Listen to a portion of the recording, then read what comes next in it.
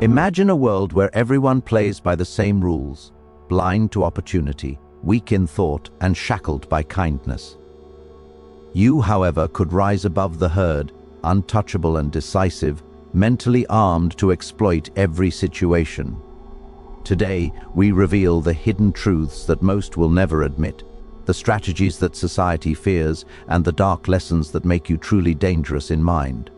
Welcome, ambitious mind. For centuries, the powerful have understood what the masses do not. They wield knowledge as a weapon. They navigate the world not with sentiment, but with precision. If you desire mental supremacy, if you wish to make decisions that others dare not even consider, then you must embrace the lessons that follow. These are not easy nor comfortable. They are dark, they are dangerous. And yet, they are necessary for those who refuse to remain weak. Today, we dissect 10 lessons that will sharpen your mind into a weapon that even the most cunning cannot ignore. The first lesson, the cornerstone of becoming mentally dangerous, is the power of strategic ruthlessness. Many are taught from birth that kindness and generosity are virtues, that compassion is the measure of a good person. Yet the world does not reward virtue, it rewards results. To survive and dominate in any arena, whether in politics, business, or the theater of human ambition, one must recognize that mercy and sentiment often serve only to weaken. A mind that wishes to be dangerous must understand that kindness, when indiscriminate, is a trap, a snare that blinds one to opportunity, that exposes one to exploitation. Machiavelli, in his meticulous observations of power, taught that cruelty, when measured and precise, is not a vice but a tool. The truly dangerous mind learns to act decisively when hesitation would be fatal, to strike when others linger in indecision. Consider the lives of history's great figures, men and women who reshaped the world. They were not merely fortunate or talented, they were calculated. They understood the necessity of ruthlessness and wielded it with the precision of a surgeon. They knew when to forgive, when to punish, and most importantly, when to withhold forgiveness entirely. The mentally weak will cling to morality as a shield, believing that restraint is honorable. The dangerous mind knows that restraint can be fatal. To act with strategic ruthlessness is to see beyond the immediate discomfort of cruelty and to recognize the long-term gain of decisive action. It is not the act itself that defines power, but the wisdom to choose the right moment and the correct target. Ruthlessness is not chaos, it is not mindless aggression, it is a discipline of the mind, an understanding of cause and effect applied to human behavior.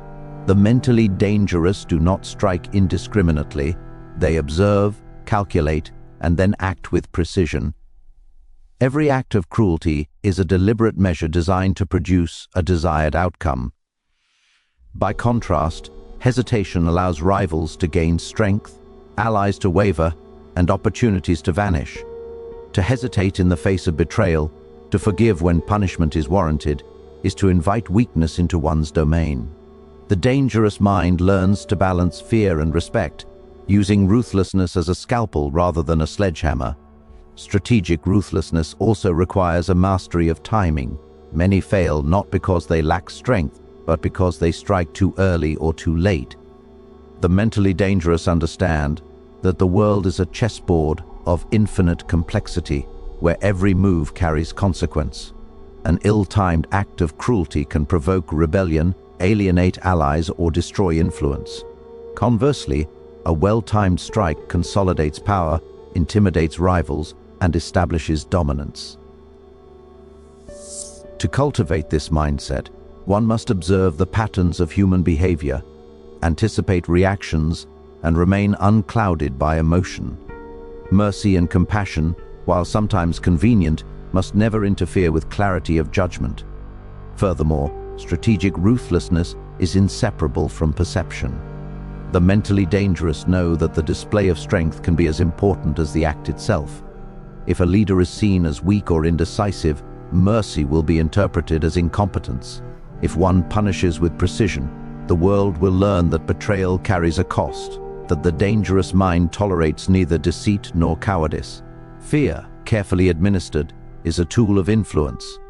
Respect follows where fear is judiciously balanced with opportunity. Those who cling to sentiment in the name of morality often fail to recognize that perception shapes reality. The dangerous mind exploits this truth, understanding that humans respond more to the anticipation of consequence than to abstract notions of fairness. To internalize strategic ruthlessness is to accept a hard truth: the world is indifferent, often hostile, and populated by individuals who will exploit weakness at the earliest opportunity. The mentally dangerous prepare for this reality, not with moral platitudes, but with decisive, calculated action. Every hesitation is a vulnerability. Every indulgence in sentiment is an invitation to domination. To be ruthless in thought and measured in action is to establish mental sovereignty.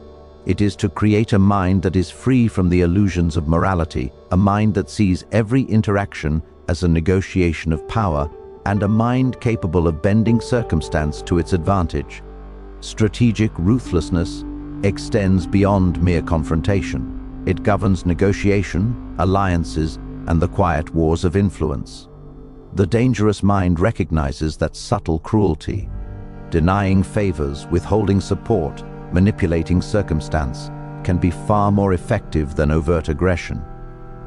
History is littered with the powerful undone by a failure to act ruthlessly when required, by the dangerous ease of trusting those who should never be trusted. To master this lesson is to cultivate foresight, to act where others flinch, and to ensure that every decision strengthens one's position while weakening potential threats. Finally, strategic ruthlessness requires a constant awareness of one's own moral illusions. The dangerous mind must question its own instincts, tempering instinctual compassion with calculation. The world does not pause for the conscience, it rewards results. Those who cling too tightly to sentiment will find themselves outmaneuvered, outsmarted, and ultimately consumed. Machiavelli's insight was unflinching.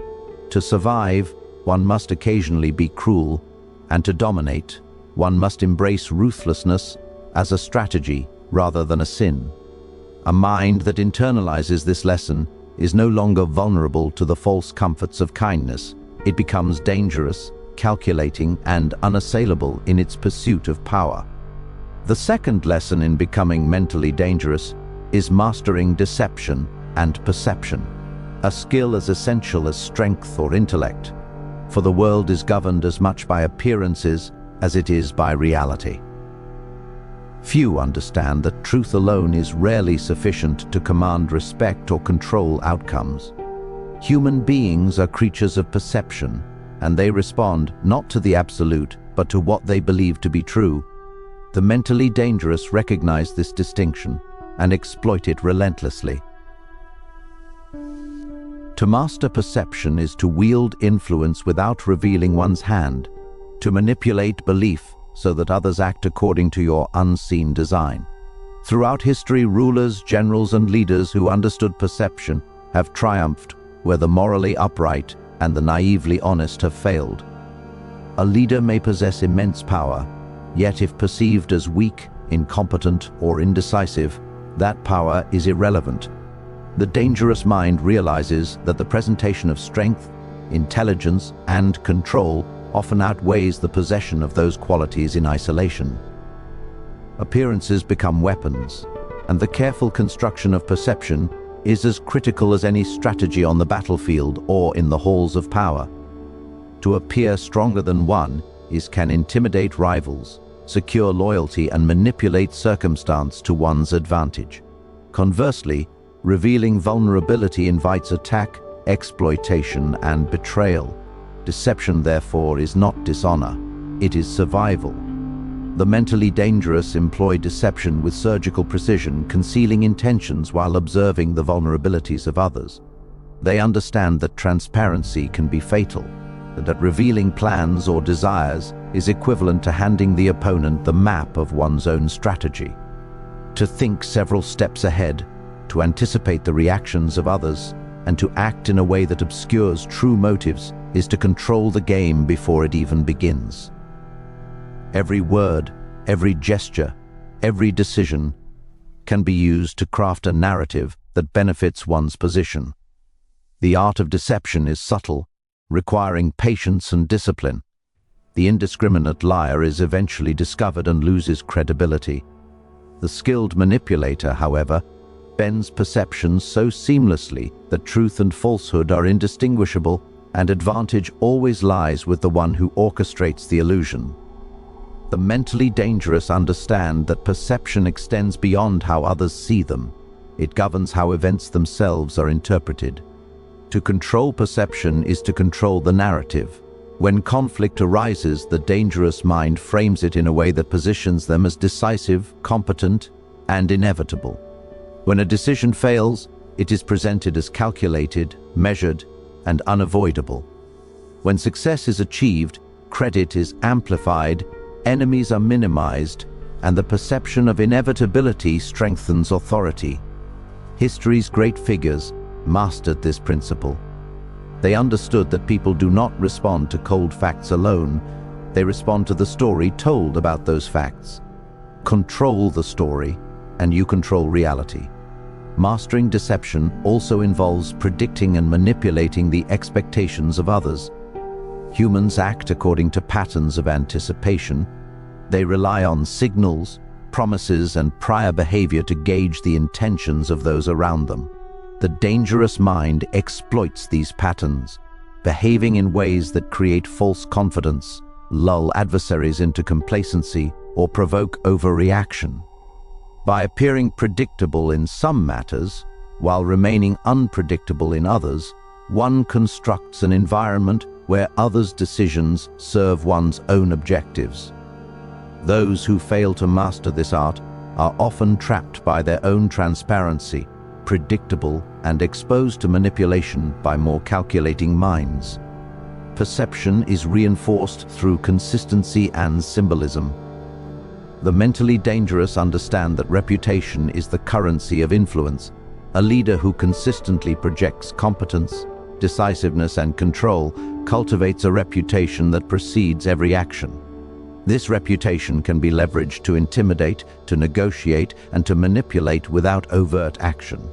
Deception, therefore, is not merely about lies. It is about constructing a persona, a presence, and a narrative that aligns with one's strategic aims. To neglect this dimension of power is to invite underestimation, betrayal, and irrelevance. Furthermore, mastery of deception demands emotional intelligence and keen observation. To manipulate perception, one must understand the desires, fears, and motivations of others.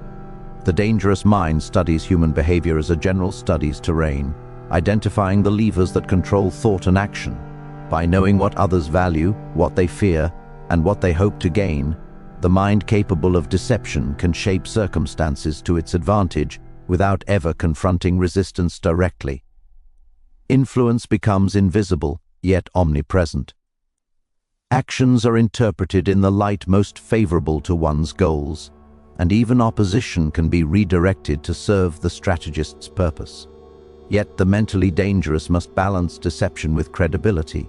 A lie exposed at the wrong moment or a manipulation too overt can destroy authority, alienate allies, and provoke rebellion. Deception must therefore be seamless, embedded in truth, and maintained with patience. It is the quiet power of subtlety, the art of suggestion over declaration, of implication over statement, that ensures the dangerous mind remains untouchable. History favors those who deceive skillfully, for they shape outcomes while remaining concealed, controlling the world without revealing the full extent of their influence. In practical terms, mastering perception requires constant vigilance. Every interaction, every communication, every public appearance is an opportunity to shape how others interpret reality. By controlling perception, one can dictate responses before others even consider action. By weaving truth and artifice together, the mentally dangerous construct a world that bends toward their objectives. In this manner, deception is not an act of dishonor, but a reflection of clarity and strategy. The dangerous mind does not allow sentiment, morality, or naivete to dictate action. Instead, it calculates, adapts, and manipulates the world of belief to ensure outcomes are always aligned with its goals. The third lesson in the pursuit of a mentally dangerous mind is the ability to recognize, understand, and exploit human weakness. Human beings, despite their pretensions of strength and morality, are governed by fear, desire, pride, and ambition. Every interaction, every negotiation, and every conflict is shaped by these hidden forces.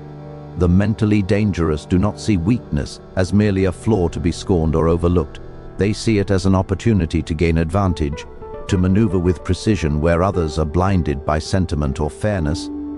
To ignore human weakness is to surrender control.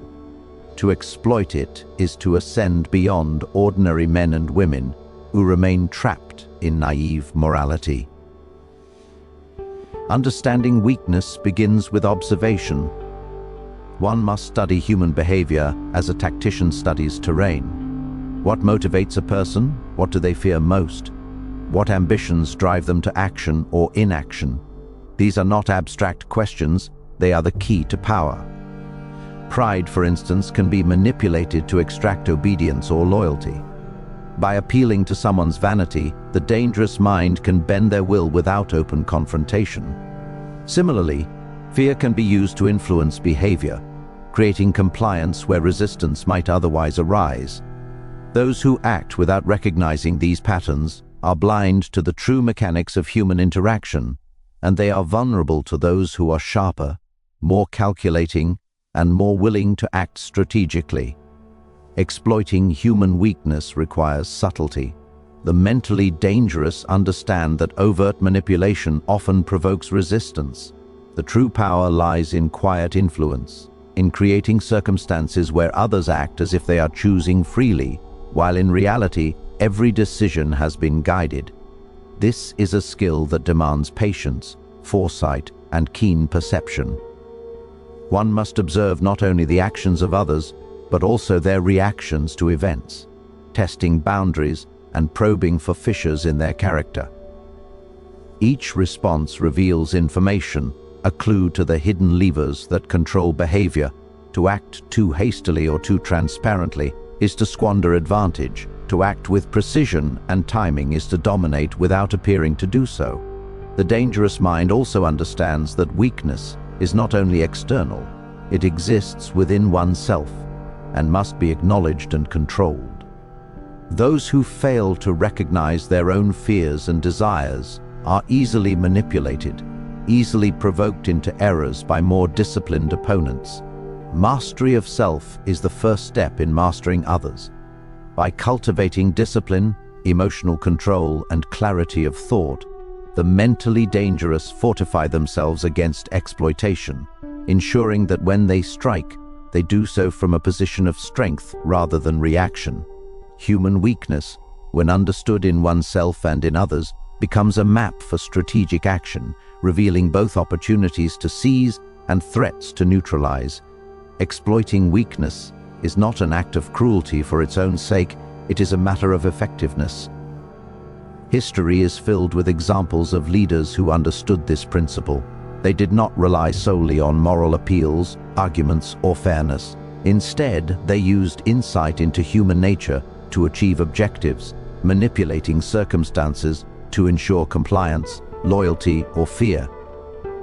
The mentally dangerous adopt this approach in every interaction, from the subtle negotiation of alliances to the decisive handling of rivals. The world responds to power expressed through understanding and exploitation, not to idealism or moral correctness. Ambition is another weakness to exploit. People are often driven by the desire for status, recognition, and influence. The dangerous mind recognizes that this drive can be channeled to serve its own purposes. By offering the appearance of opportunity, by presenting challenges that align with another's desires, one can direct action in ways that benefit one's own strategic goals. In this manner, human weakness, when properly understood, is not merely an obstacle, it becomes a tool, a mechanism through which influence can be exercised without overt confrontation.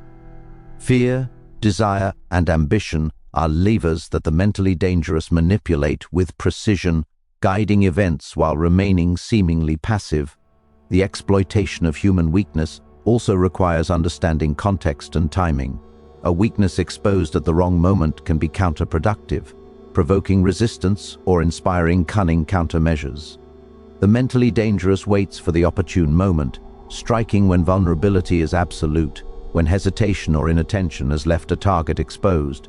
Timing is as important as understanding. The combination of observation, analysis, and decisive action ensures that the exploitation of weakness is effective rather than reckless. Those who act without this calculation risk not only failure, but retaliation, revealing the necessity of patience and foresight in all strategic endeavors. Moreover, the mentally dangerous recognize that weakness manifests differently in different people.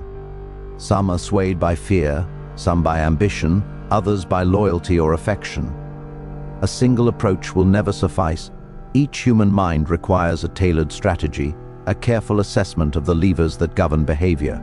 By studying patterns of response, by noting how individuals react under pressure, the dangerous mind creates a mental inventory of tools and techniques ready to deploy as circumstances demand.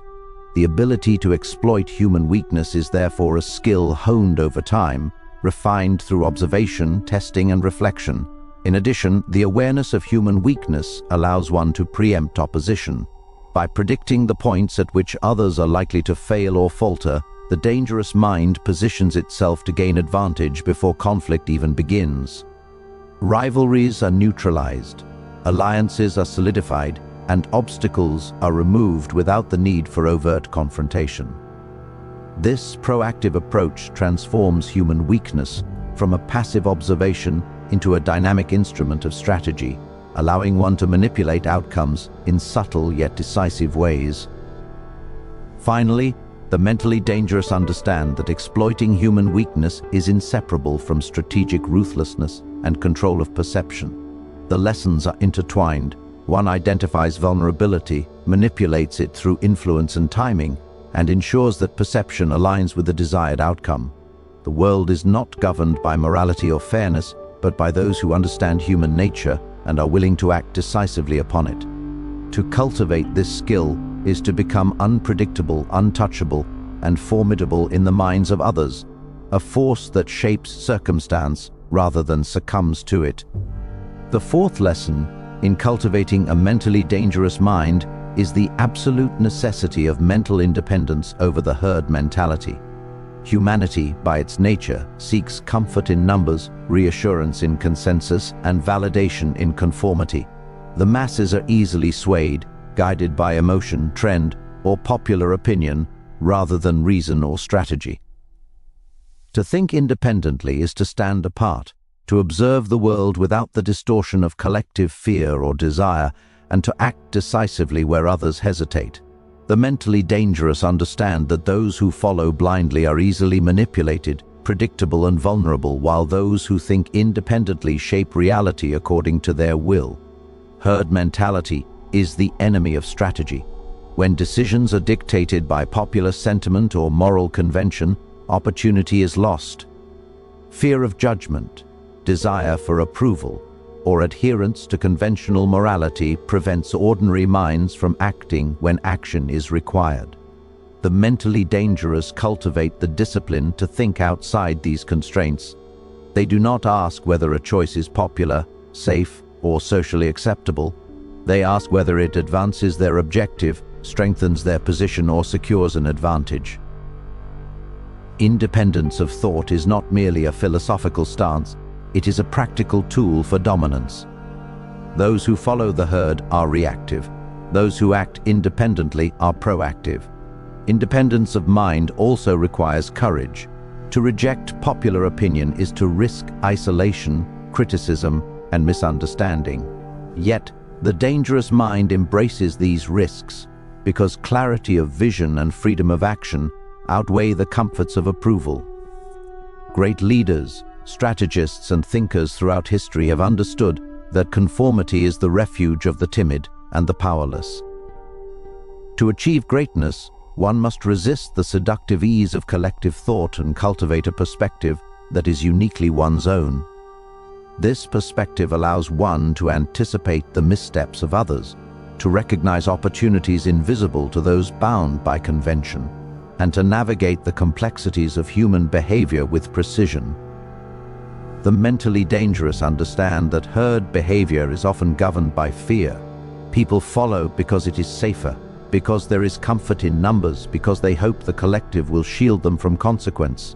The independent mind, however, is unshackled by fear, for it sees risk as a tool rather than an obstacle. Calculated risk is a hallmark of mental independence.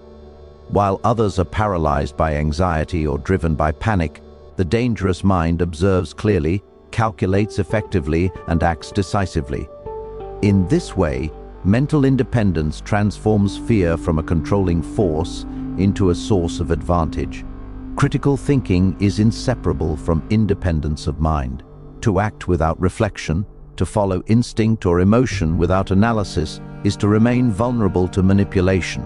The dangerous mind questions assumptions, evaluates motives, and considers long-term consequences. It resists the impulse to accept ideas simply because they are widely held, for widespread belief is often a mask for weakness, error, or deception.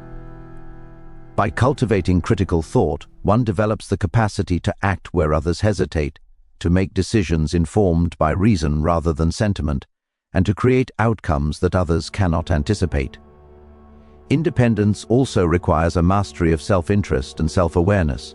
The herd is often swayed by morality, ideology, or collective emotion. The mentally dangerous know that these are tools to be observed, not shackles to be embraced. By understanding one's own motivations, desires, and weaknesses, a person becomes less vulnerable to the sway of collective opinion. This self-mastery allows the dangerous mind to act with purpose, to remain unswayed by criticism, and to navigate social dynamics with confidence. To think independently is to possess freedom from the illusions that bind the weak, allowing for decisive and effective action.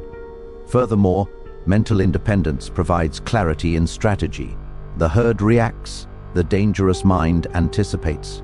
When others act out of emotion, habit, or fear, the independent thinker positions themselves to exploit these predictable behaviors. Every decision, every action, every movement can be guided by calculation rather than impulse. By rejecting the patterns imposed by collective thought, the mentally dangerous are able to operate in a realm where others are blind, maneuvering through opportunities and threats with a precision impossible for those bound by conformity. True independence is not isolation, it is discernment. The mentally dangerous recognize the utility of alliances, advice, and observation, but they filter these through the lens of strategic purpose.